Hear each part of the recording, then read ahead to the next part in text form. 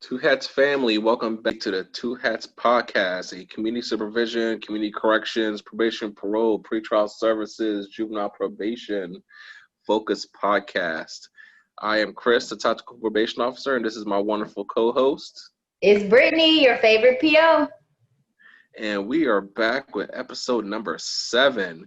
We're really hoping that you guys are taking the time to really listen to our other episodes. I think we have 4 interviews in so far, and they've all been wonderful. I think I've learned a lot from every single one.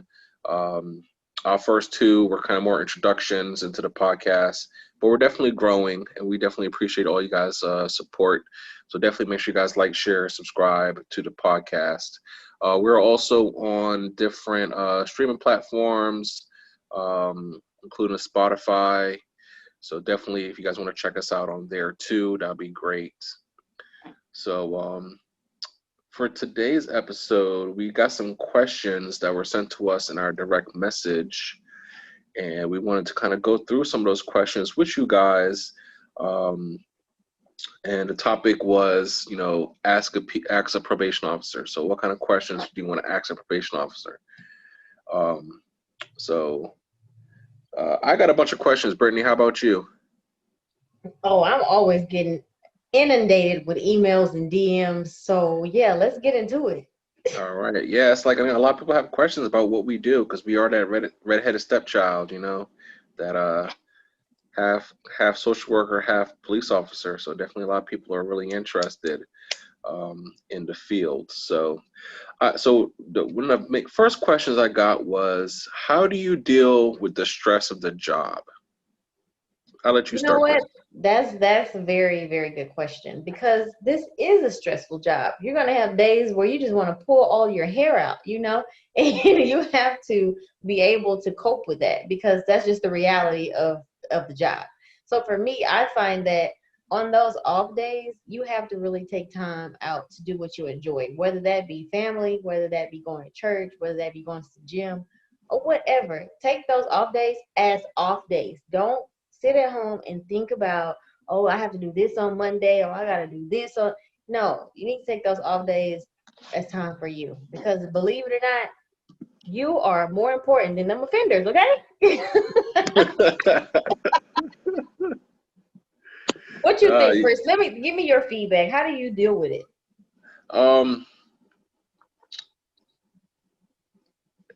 It's okay. So the job is stressful because it's never ending. When you have a job where you deal with people, it's never ending because you got to deal with their problems. You could leave work and everything will be fine. Everything is dandy. Everyone's doing what they're supposed to do. And by the time you make it in the next day, you have a million emails. You got alerts. Somebody got new charges. Somebody cut their ankle monitor off, which just happened to me, and I had to deal with that. Requiring me to drive out of my county to go find their ankle monitor. It's always something. Because unfortunately, when you're dealing with people, that's just kind of the way it goes. Me personally, the good thing about these jobs is that they're government jobs, and the government jobs usually give good amount of paid time off. So I like to just take mental health days every now and then. I'll just randomly take a day off. I'll be like, call my supervisor. You know what? I'm just not coming in today. Taking today to myself. And you need to do that. Listen, y'all need to do that. Take time for you.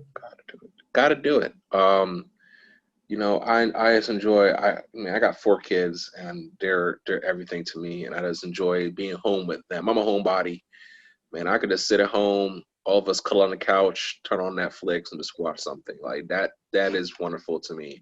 Wait, Chris, hold on. You have 4 kids? Yeah, I got 4 of them things. I did not know you had 4 kids. Dang, yeah, that's a lot. 4. They kind of snuck up on me, but I got 4 of them. I got 4 of them. They're all wonderful. I got 3 girls and a boy. They're all wonderful. But yeah, that's my thing. I'm a family guy. I'm a homebody. I also like detail cars. That's like a hobby I do. Don't look at my cars now. They're dirty because it's been cold. But that's my hobby. I like to just go out there and take something that's dirty, make it look like just came off the showroom floor. That just brings me, calmness. It's a good relaxation for me. So you gotta find like what Brittany says. You gotta find what you like and do it, and then make sure you take your time. I know a lot of POs. I know a lot of officers. Oh, I got like 10 weeks of vacation. I got 10. I'm like, why? What you gonna do with it? I know. What you stacking it You up going for when you right? die, and you gonna give it You to go, the next person? exactly, because they ain't gonna let you. They don't let you take a month off at a time. Take a Crazy. day here. Take a half a day. I like taking half a days. That's my thing. I'll take half a days. I'll go in the Oh morning. yeah. I go in the morning. I work 4 hours. Lunchtime, I'm out. I'll holler at y'all tomorrow. Half a days are a good thing too. Go home for lunch, and you just know you're done for the rest of the day. So I like doing that. Um, and like I said, taking mental health days. Those are my two things. That's how I deal with the stress of the job. I'm not a drinker. I don't drink. I know there are a lot of POs that drink and stuff like that. Brittany's over here nodding her head. Yeah, there are. I know a lot of POs who drink. I do. Yeah, I'm just drink is not my thing. I don't drink at all. I just don't do it. It's just not my thing. Just never liked it. Just But if do that's your whatever thing, relaxes you. Do exactly. If whatever that's your brings thing, you you want to. peace. My wife likes a glass of wine every now and then. That's her thing. But um, and she has a stressful job too. She does job center services, so she has a really stressful job. And I talk about a job I know I can't do. So definitely, I understand. Something Um, that I've always heard that really stuck with me is that the work is gonna always be there. Don't feel like you can just stay at the office and complete everything because that will never happen. It's like Chris said, it's ongoing. It's gonna always be something. yes, preach. So yeah, just have it in your mind that this work is gonna be there. You need to go take Hmm. some time for you. And when you can regroup, you're better for the help of the offender. If you have your mind right, you're better to help other people, right? Exactly, exactly. So I think we answered that one pretty good. I have another one that kind of goes along with this one before we get to one of yours, Brett. Okay. Um, so someone else DM'd me and said, "How do you deal with offenders that you just don't like?"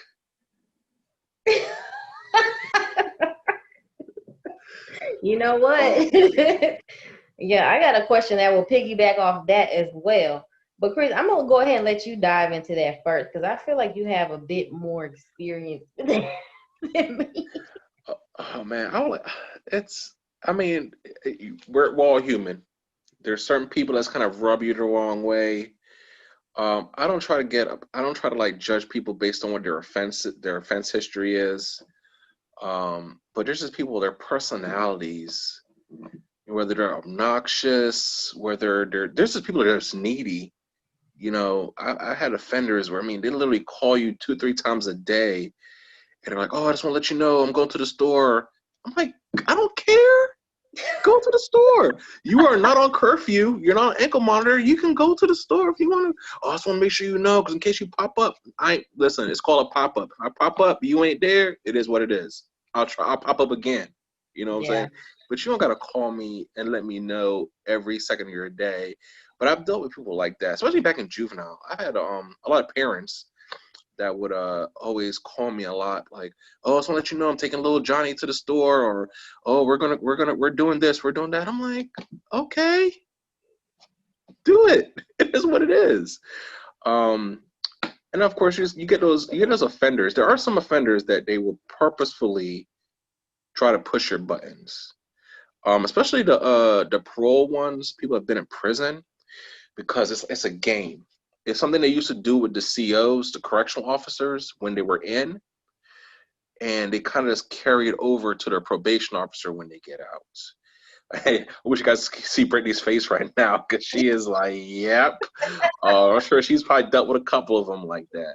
Yeah. Um, it's a game they play where they just try to get under your skin. It's kind of a power struggle thing. It's kind of like how they get power. Because especially when they're in prison, they really have no power. They're very powerless. So the way they try to get power is to try to play with the COs and get under their skin and try to make them act out of their character. And like I said, they carry that over to when they get on parole or probation. Um, and those kind of people, they really don't bother me because I'm a very straightforward kind of person. As long as you're doing what you're supposed to be doing, we're good. I don't care. Now when you're making me do more work because you're not following the rules, then we got a problem. Um, Well, how do you deal with that if how do you I punch? deal with it? Yeah. Um, I try to take things personally. That's one thing I try not to do is try not to take things personally. A lot of offenders will try to make you take things personally, but I don't. It's just a job. But if you ever get to the point where you're just not meshing with an offender, where you just know you cannot deal with that person, that's when you go to your supervisor and say, you know what, let's try this offender with another PO. Because what you don't want them to do is get to a point where you act out of your character. So I think I've done that once back in juvenile. I just had a kid. I just could not work with him. Um, I can't remember exactly what it was about his personality, but I just couldn't do it. So I went to my supervisor. I explained the situation. She transferred him to another officer, and I think he successfully completed his probation with that other officer, and the other officer never had a problem with him. So that's how I deal with it personally. You push them off to another officer. Hey, sometimes you got to do that. Sometimes you just have to, because it might just be something about your personality. Their personality it's just not working. But you know And what I find interesting? If an offender has a problem with their PO and they want to switch POs, they're not going to be granted just all willy-nilly. Oh, you can go to this PO if you don't like this one. No, you're going to figure it out. But if a PO has an issue with an offender, we can make something happen. We can switch some things up. Because a lot of times, the offender will be like, oh, my PO doesn't like me. They're doing this to me. They're being unfair, whatever. And they go try to cry wolf to the supervisor or whatever. But in my area, no. They were like, no, you deal with it. You figure it out. Y'all make it work. So is it like the same where you are if an offender has an issue with you, or like they just like, Officer McGregor didn't like me, I want to switch POs? Do they just switch them? no, I've had quite a few offenders ask to get switched from me, and then when the supervisor actually sits down and talks to them and finds out what it is, it's because the PO's doing their job and they don't like it. Why is he always checking up on me? Because you're a high risk offender, and per policy, we have to check up on you more than other people. Oh man, why does he keep arresting me and violating me? Well, let's see here. He violated a lot of people. I don't think the offenders realize that the supervisor has to approve the violation. Let the people know, Chris. Let them know. They read through it. They read through our narratives. They read through our notes. They see, oh, okay, so he missed his curfew on this date, and this date. He didn't come to you for his appointment on this date and this date. You had to go hunt him down to get him to come see you. They see all this and they sign off on the violation. POs, we can't just do the violation all willingly by ourselves. That's why we have Exactly. supervisors. Yep. They're the ones that are supposed to look to make sure that we're following the rules, we're following the law, we're following all the procedures, and that they're confident that the offender is doing what we say they're doing. So So there most is of the checks and balances always, right? exactly. So like I said, most of the time they want a new PO because that PO is doing their job. I've never had one actually complain on me because of my personality or we just weren't getting along. It was always because I was doing my job. And the supervisor's response is always like, yeah, I know. I approved everything he did. So no, you're not getting a new PO. Now there was 2 times um I got cases sent to me from other officers um because they were having issues with the offender. And then when I got them, I had no problems whatsoever. So I mean, the personality stuff does happen. But if you're just asking for a new PO just because you think your PO is being too tough on you, or your PO is holding you accountable, that's not good. That's not a good answer at all. But on the other hand, if I'm having an issue with an offender and it's a personality thing, and it's not going to be in the offender's best interest or my best interest if we keep that going, then yeah, pass that off. Oh, Chris, in your office, do you actually have to supervise drug tests, or do they send those out to a third party? We super well back in juvenile and here in adult, we supervise our own drug screens where we're Okay. actually in the bathroom, um, making sure that the sample what they're providing is their own. Now, personally, I've never caught anybody trying to falsify a test, but I've heard other officers tell me. I've had other officers arrest people for falsifying tests. It just hasn't happened to me. I'm gonna say yet, because I'm sure at some point it's going to happen. Um, but it just hasn't happened to me yet. Well, it did happen to me, so I can tell you guys what it's like if you catch somebody trying to falsify a drug test. So when it happened to Go ahead and tell me, them. Tell the people. The people want to know. okay, let me get into this real quick. When it happened to me, I was like a new officer. I was probably like 2-3 months in. So, I go into the restroom with this young woman and, we do the usual. You pull your pants down, pull your underwear down, turn around, let me see what's going on. So she does all of that and she sits down on the toilet. But when she sits down, she's making like some weird movements. Like, what's going on?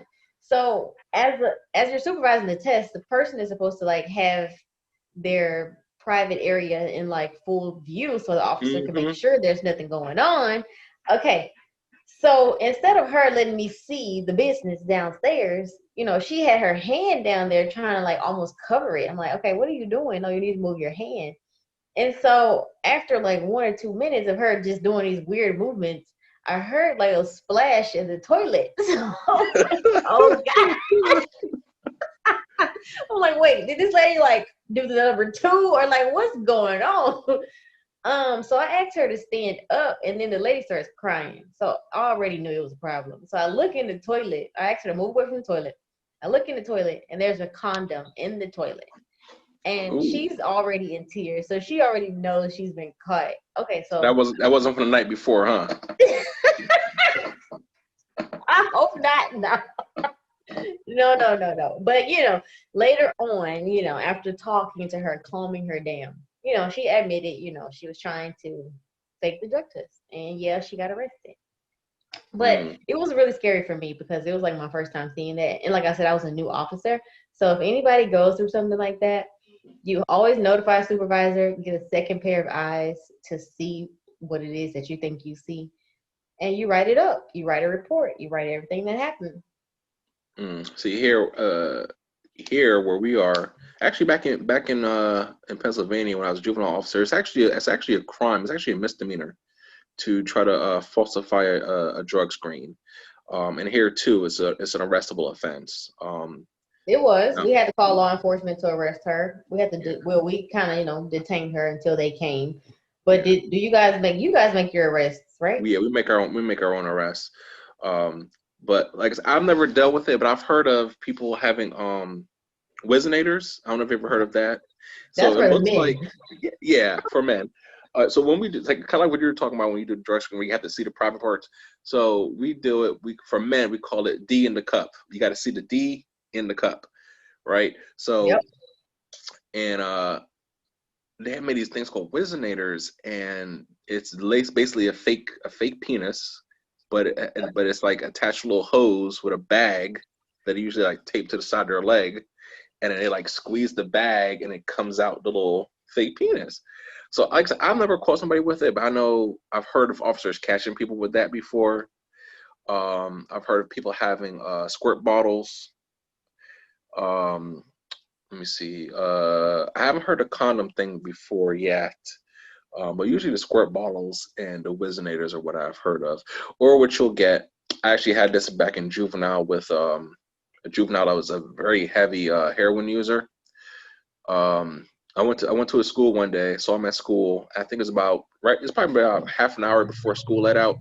And I was just trying to do a quick visit in and out, and I had to get a drug test off him. And this boy stalled me out to the point where we were standing there in the bathroom for like 40 minutes. And I mean, he just kept drinking water. He's like, I can't go. And he literally stalled me out to the point where I was like, man, it's the end of my shift. I'm ready to go. So I was like, you know what? You got it today. So I told my supervisor about it. She said, she sent me back out there the next day at 8 o'clock in the morning. I cleared my schedule. I said, listen, dude, I ain't got nothing else to do today but to get a urine off you. I got 8 hours. 8 hours. So however long it takes you, that's what we gonna do. He went like that. And of course he was positive, lit the test up. That thing was on fire. Yeah.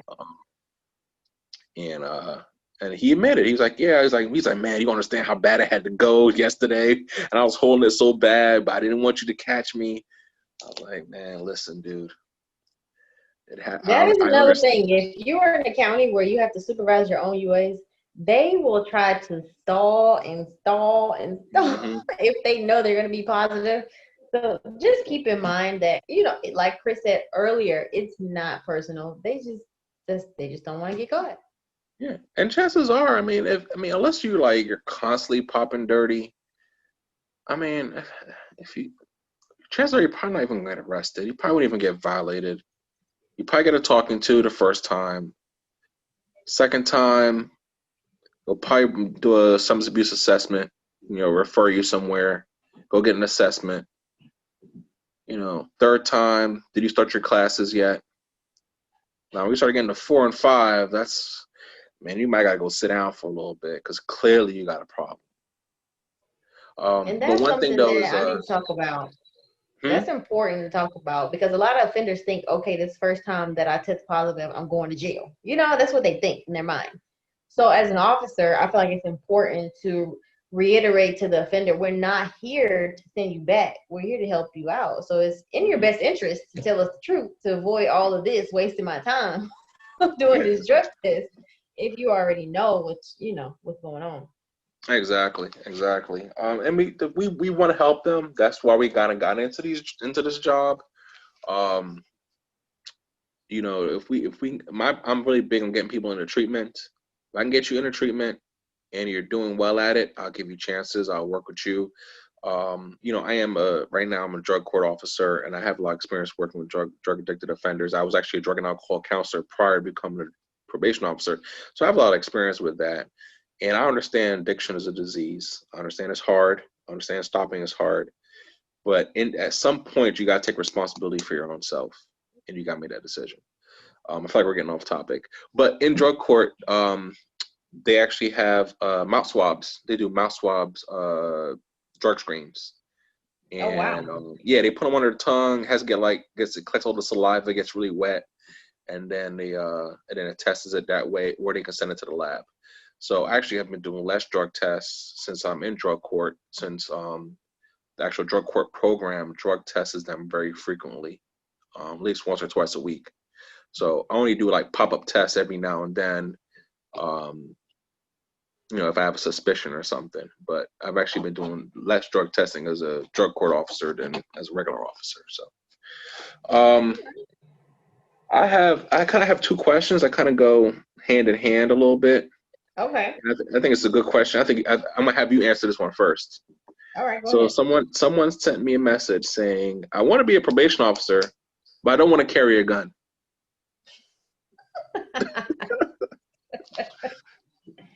Well, well, well. Welcome to the club. All right. So my response to that would be not every county or jurisdiction or agency will have you carry a weapon because the agency that I worked for, we did not carry weapons. So you might be in luck. You might still be able to be a probation officer without having that responsibility. I just feel more secure having a weapon, like me personally, than on my job with these offenders. It just doesn't mesh well with me. I don't know why. Don't ask me why. Don't leave a comment asking me why. But it just didn't. So depending on your jurisdiction or what agency you're working for, you may not have to do that. But Chris over here, the tactical probation officer, he can tell you what it's like and how you can get ready for it if that is a requirement for your job. So Chris, tell them how do you get adjusted to something like that? Um, Back in juvenile, it was an option, so you didn't actually have to carry a gun. I want to say out of my office, I think we had like 30 officers. I think like 6 carried guns. It wasn't a big number. It was a choice. The department's policy was that it's a choice. Now, personally, I worked inner city. I worked with a high risk juvenile population. I had I had juveniles that were on probation for carrying guns. So personally, I couldn't see myself doing this job without a firearm. Now where I'm currently at, it's mandatory. You have to carry. Everyone carries a firearm. Actually, if you don't pass qualification, um, they'll teach you again and train you again. But if you end up failing, um, you do get laid off because it is a requirement of the jobs that you do carry a firearm. And like I said, I personally would not do this job in any jurisdiction if I had to do it unarmed. I couldn't do it. I just couldn't do it.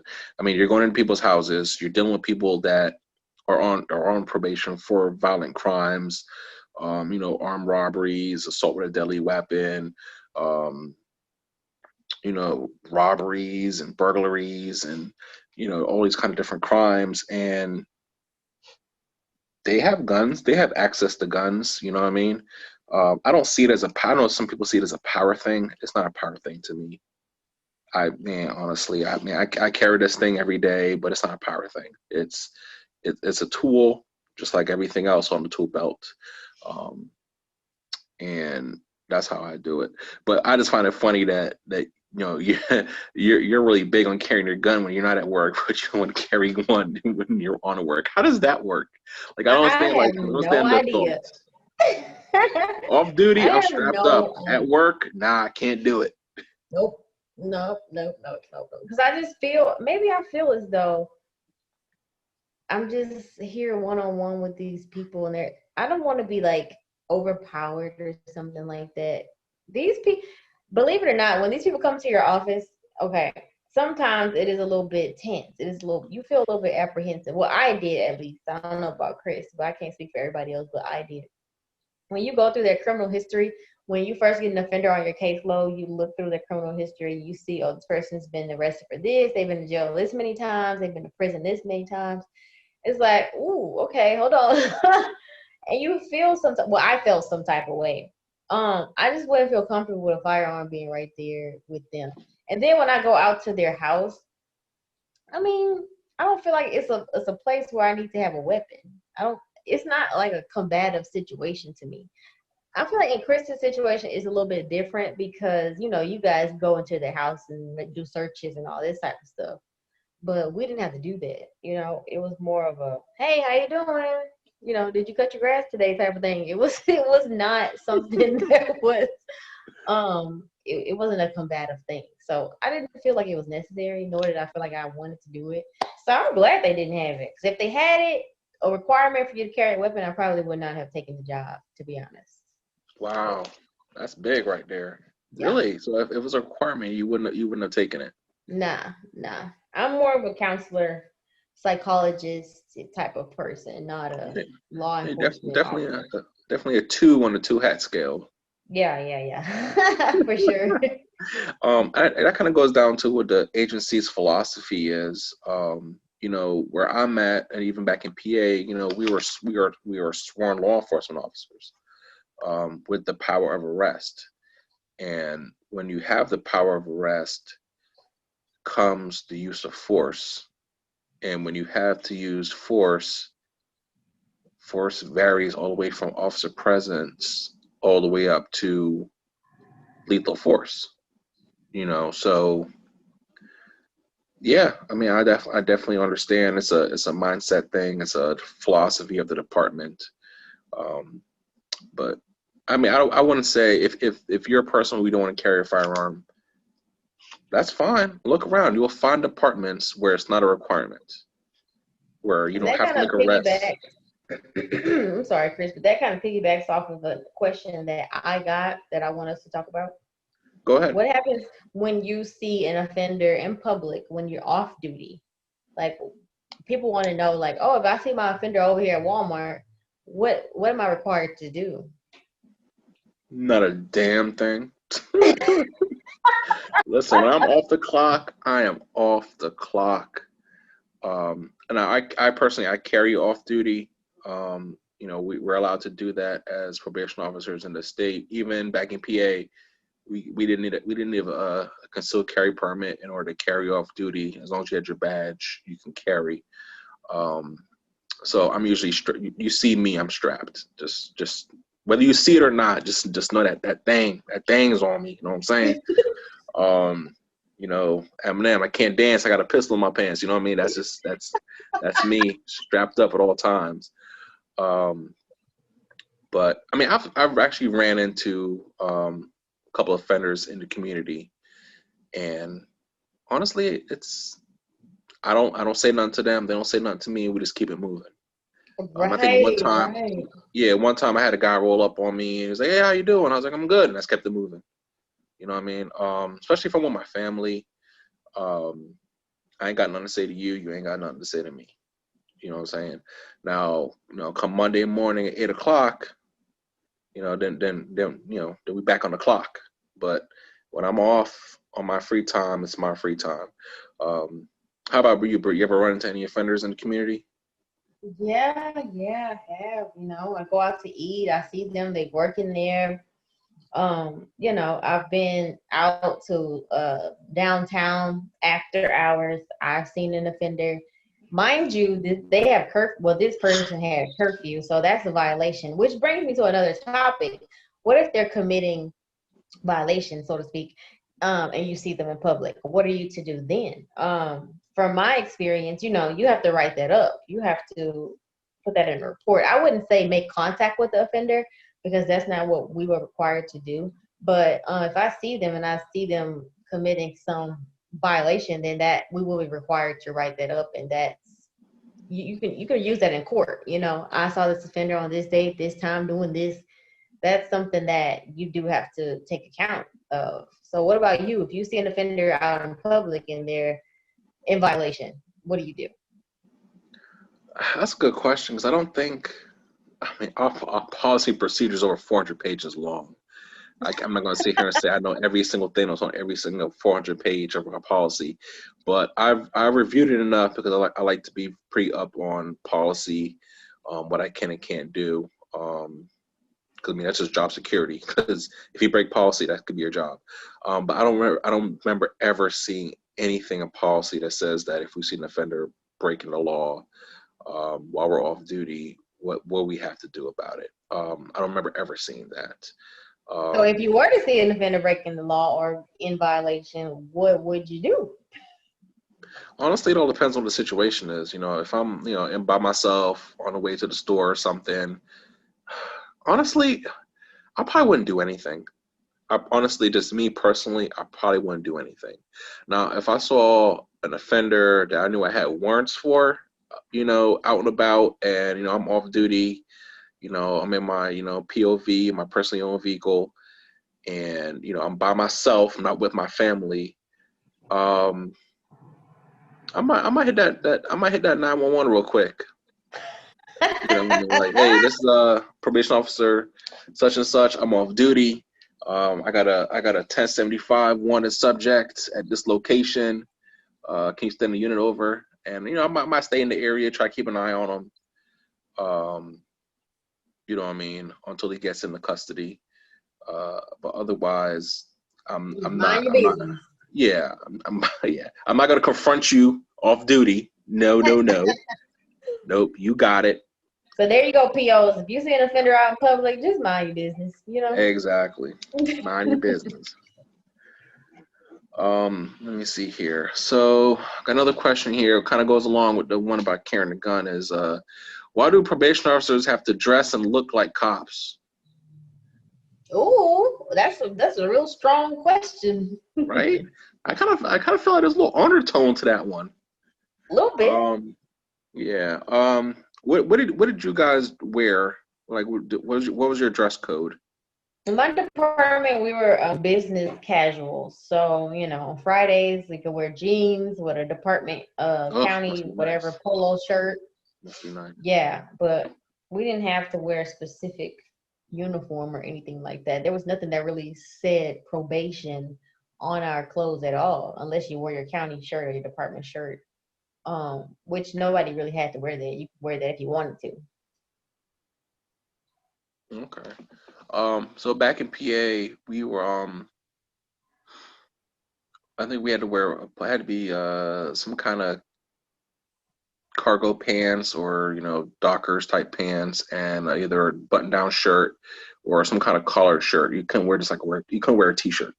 Oh yeah, Um, that's true too. Men had to wear polos or yeah, like you said, a collar shirt. Men had to wear collar yeah, shirt. yeah, some kind of collar. So most like a polo shirt.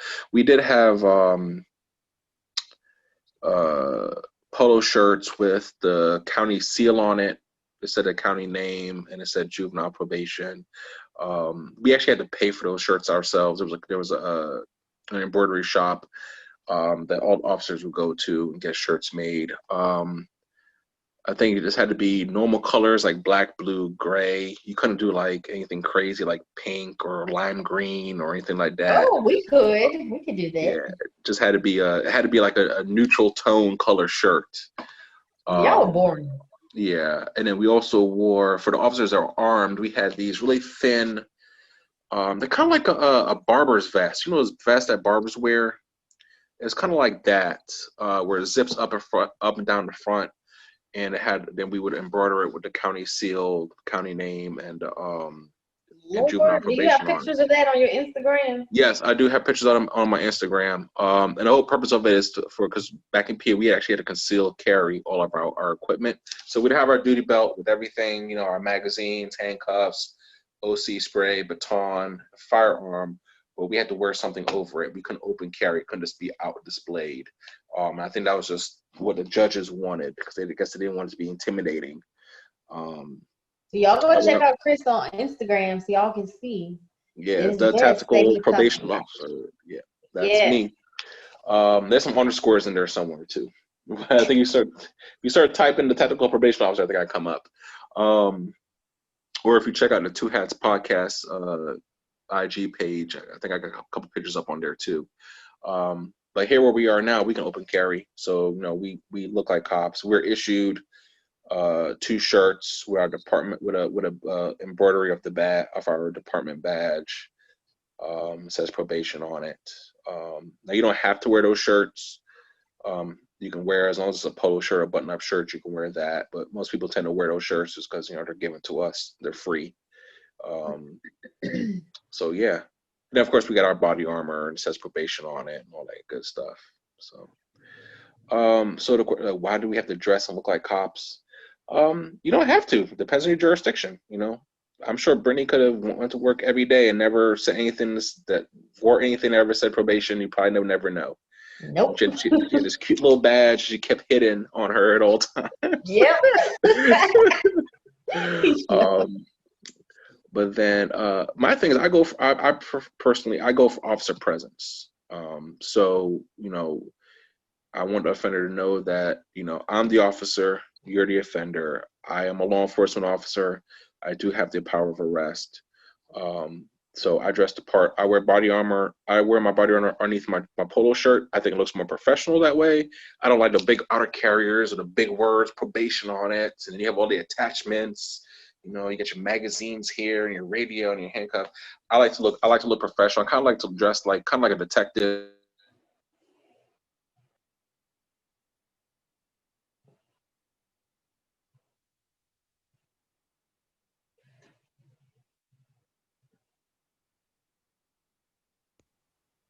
Okay, you hear me now? I have no clue. How did that happen? Hold on. Wow, that's weird. Yeah, muted you too. You sure you didn't push something? I didn't touch anything. Okay. Uh, so let me start over. I go for officer presence. I want everybody to know I'm the officer. You're the offender. I had this. I do have the. I am in a position of authority. I do have the power of arrest. Personally, I wear my body armor underneath my state issue shirt. I just think it looks more professional that way. I don't like the big vest with the letters probation on it, and it's really in your face, and you got all the pouches and attachments. You look like you're getting ready to go to war. Um, I like to keep it real neat, kind of like a detective look. So I got my khakis on, my khaki cargos. I got my vest underneath my shirt. I got my utility belt. I like to look professional. I like to present to the offenders a consistent image every time they see me. So they know that's my officer. I know different POs dress different. I know there's POs, they go out, they got a hoodie on with their vest over it. That's what you like. I mean, I'm gonna say I do it sometimes too, especially when it gets cold. If you're working in the evenings or something, throw a hoodie on because it's cold and put your outer vest on. But yeah, I mean, you don't have to. Honestly, it depends on what your department's policy is. What other questions did you get in our DM for the Two Hats podcast? Here's a good one. Why are probation officers so mean? Oh, that brings me to my Instagram/TikTok video that I did. All people think probation officers are ugly or quote unquote mean, but we're actually not. You know what I'm saying? We got a bad reputation, Chris. Like, why is that? I ain't gonna lie, there's some mean people out there. I've worked with some mean POs. I mean, they give people no slack. This is a job where you have to like what you do. You have to fit that two hats. You got to strive to be a 5 on a 2-hat scale. And there's people that, depend on which way you slide on the scale, you got somebody that wants to be an 8 or 9 on that scale towards the law enforcement side, and they're just all enforcement, and they're not understanding that, people are people and change takes time, and our job is to be a change agent. And to the offender, that person might come off as mean. I don't think anyone ever says I'm mean. I'm firm and I'm fair, but I don't think I've ever come off as mean because I'm not that kind of person. I don't take anything personally. But there are people. I've listened in to other officers, damn near get into a fight with some offenders, talking reckless and talking down to them, and wow. I'm not that kind of person. Even allowed in my department, the department that I worked for, to talk in a manner that demeans somebody or makes them feel bad, that's not even allowed. If an offender were to go to court or go to a supervisor and say, well, this PO said this to me, this PO said that to me, or God forbid, they record you because they are legally allowed to record probation officers. I don't know if y'all know that or not. But where I worked at, they could record us. So God forbid they go into the courtroom or to the supervisor with this recording of you talking smack to them or speaking, disrespectfully. That's a problem. You can't get away with that. So how does that work in your area? What I find is it's a lot of the older POs. Yeah. The ones that have been there for decades. Getting ready to retire. I'm talking about like 50 plus. Old people. Mm-hmm. Yeah. Yeah, because back in the day, that was kind of how things were. That's true. That's what they were. Times change. Yeah. The way we work with our clients has changed. Yeah. And for some people, they want the offenders to change, but they want change themselves. You make a good point. Good point. So I mean, I've worked back in juvenile. We had some officers and they talk down crazy to these juveniles like you're their parent. I'm not your parent. Right. I'm not your friend. I'm your probation officer. My job is to enforce these court order conditions. You don't do what you're supposed to do. You deal with the consequences. It's as simple as that. I always tell offenders, you got to answer to me. You answer to the judge. That's right. You know what I mean? Everything you're telling me, I'm gonna tell it to the judge. It's as simple as that. So, but of course, as far as all you aspiring POs who are listening in right now, everything that a probationer tells you, they're going to direct their anger towards you. They're going to direct their happiness towards you. Everything is going to be to you because you're just the person that they see every month. Okay. But like Chris said, don't take things personally. We do have to relay all this information to the court. Okay. We do tell the judge all these things, but just know that it's nothing personal. We just want to keep reiterating that so people don't get discouraged or you have an offender in your office yelling at you or something like that. You're like, this person is really not mad at you. They just really mad at the situation that they put themselves in. Hey, it ain't my fault. I ain't tell you to take the plea. You could have did your time. You could have went and sat down for 120 days, but you chose to come. You chose to come hang out with me for the for the next 24 months. You had a Yep, you choice, remind them, hey, this is better than you sitting in prison right now. Which one you want? Pick right? your struggle. Which one you want? Exactly. And man, if you really think, man, I was just trying to find this. If you really think about it, if you really do what you got to do, keep your nose clean, you stay out of trouble. At the most, depending on your risk level, you might see me once a month. You see me once a month for maybe 20 minutes, 30 to max if we got to do a drug screen, right? 30 minutes out of a month. That ain't that much time. It really ain't. But you would think to some people that 30 minutes was the biggest 30 minutes out of the whole month. I just could never understand it. I'm like, if you do the problem is that people don't want to do what they're supposed to do. They do what they want to do. Yep. A lot of the time, what you want to do isn't legal. Is it in your best interest? Is it in society's best interest? Then we got to start dealing with the consequences. And that's why people think POs are mean, is because they don't want to deal with the consequences. Exactly. Mm-hmm. I I was on the elevator the other day. This lady in the elevator was like, "How many people get locked up today?" I was like, "I've never locked anybody up." She was like, "You never arrested nobody?" I didn't say I never arrested nobody. I never locked nobody up. They locked themselves up. Right.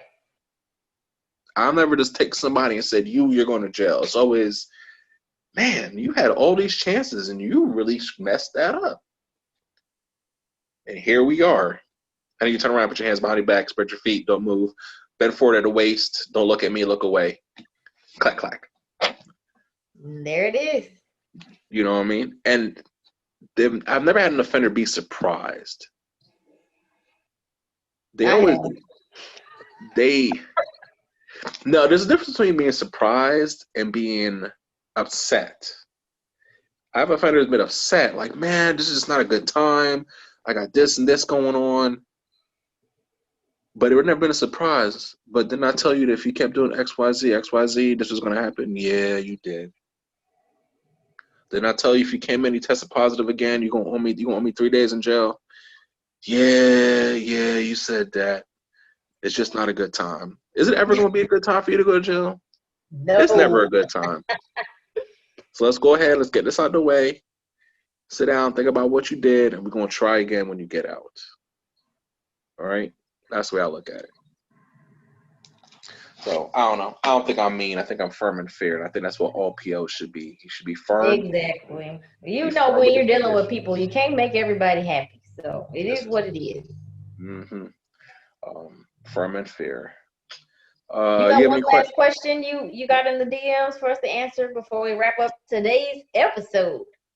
Let me see here.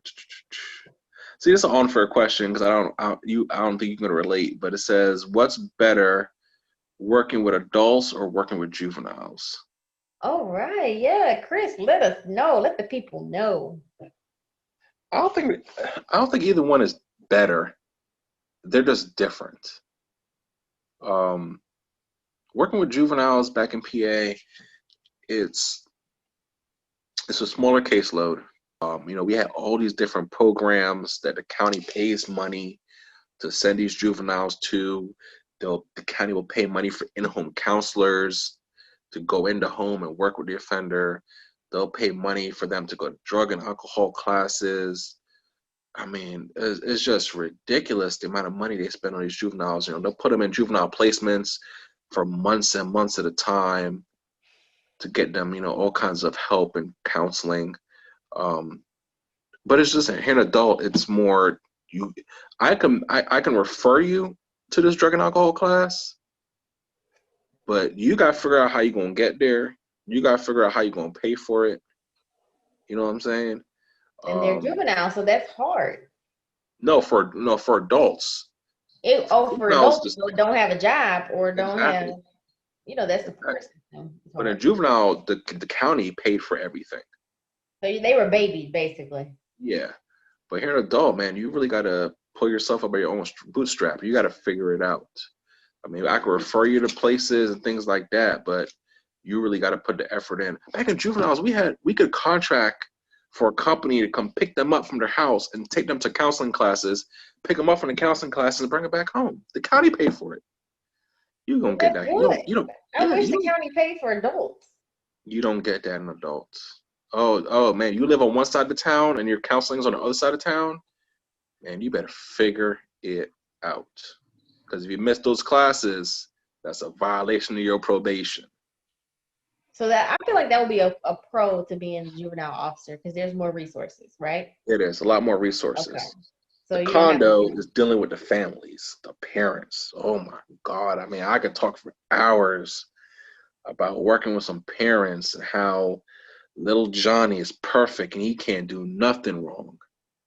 Nothing. Nothing's ever little Johnny's fault. So as a Man, juvenile officer, do you have to speak with the parents? That's a part of your role to speak with the yes. parents and the juvenile. Yes, you have to work with Okay. both. Yeah, you have to. There's no way around it. An adult, I don't have to, man. I've had 19, 20-year-old offenders and their mamas call me up and I'm like, ma'am, your son's an adult. I'm not going to talk to you about his case. I'm not going to Right? talk to you about what's going on with him. He's an adult. He has to figure it out, just Yep. like every other adult. So yeah, it's just different. Have you ever considered working with juveniles? Never. I don't like children. Fun fact, guys, if you didn't know, your favorite PO does not get along well with children. Badass kids. Oh, badass kid. I got a whole caseload of baby's kids. Yeah, I can't do it. Mm-mm-mm. I feel you. I definitely feel you on that one. um, but I mean, from my experience, that's all I mean. When I started out, I was working with juveniles, being a drug and alcohol counselor, working at a juvenile facility. So it was kind of a natural fit for me just to go over to juvenile probation. I mean, I enjoyed it. I enjoyed it. I did it for 5.5 years. I enjoyed it. Um, yeah. But we definitely did not get the respect like the adult probation officers get. They kind of like, oh, you're a baby officer. Man, listen, I got some 17-year-old juveniles bigger than most of the people on your caseload. So,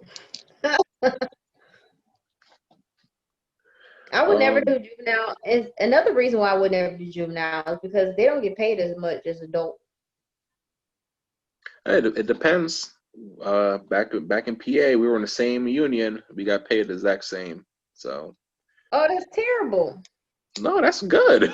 I mean, that's good. Let me rephrase. That was good for y'all. But I ain't feel like like to deal with an adult, you need to be paid more money because babies, them adults are something else. yeah, but the way I look at it is, okay, yeah, you have a caseload of 100 people, but you see those people for maybe 10 minutes at a time, go through your little check-in form, and you get them out the door. Man, what I mean with a juvenile, we're talking like half an hour to 40 minutes, because there's so much you got to cover, so much you got to do, and that doesn't Yeah. include having to check in with the parents, check in with the schools, check in with any kind of treatment providers that they receive. There's so much involved. So yeah, Wow. don't want 100 people that I see for 10 minutes at a time, or do I want 25 people that I got to spend 40 minutes with at a time, in addition to all the other stuff and all the other factors in our life you have to deal with. It's just And different. that's why I don't think it works harder. It's just different. to me it sounds harder.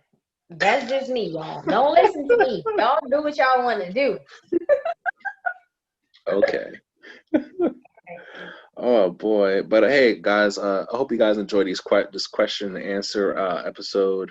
If you have any additional questions, go ahead and leave them down in the comments. We'll definitely answer all of them.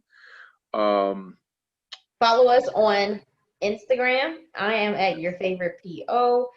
Our podcast, Two Hats Podcast on Instagram. And Chris, go ahead and leave your Instagram, please. yeah, I am the tactical underscore Probation officer. There's some underscores in there somehow. I can't never You do remember. not know your own Instagram handle. Listen. Chances are, if you request to follow me, you'll probably get denied. I'm very picky. We've talked about this before. Unless you're in law enforcement right now, chances are I'm not gonna follow you. Leave that for the Okay, Two well, Head y'all just Podcast. follow Two Heads Podcast because Yeah, Chris follow is that. selective. Yeah, follow Okay, that. and then follow us on Spotify. You can listen to us on Spotify. We're taking donations and everything else on Spotify. Thank you for supporting our family. Yes, thank Not you our real guys. family, but thank you for supporting the Two Hats family. Yes. Listen, there are thousands of POs in this country, and we need every single one of them to be following this podcast. Yes, tune in, share it, tell a friend. You're gonna learn something, because I've learned a lot so far. But we're gonna definitely keep the interviews coming. We know you guys like the interviews with other officers across the country. We're gonna try to branch out and get different officers from different parts of the country with different kind of specialties. So we definitely keep bringing that content to you guys. And we have some female POs coming, so if y'all know some female POs that want to be on the podcast, hit us up. Yes, trying to be diversified. Yes. All right, family, make sure you like, share, and subscribe. Make sure you tell all your friends, tell your coworkers to come check us out. Definitely make sure you guys leave comments and check out our social media. I do try to post little snippets here and there of upcoming episodes, just so you guys can see what's going on. But otherwise, peace. You guys have a good day, and have a good night.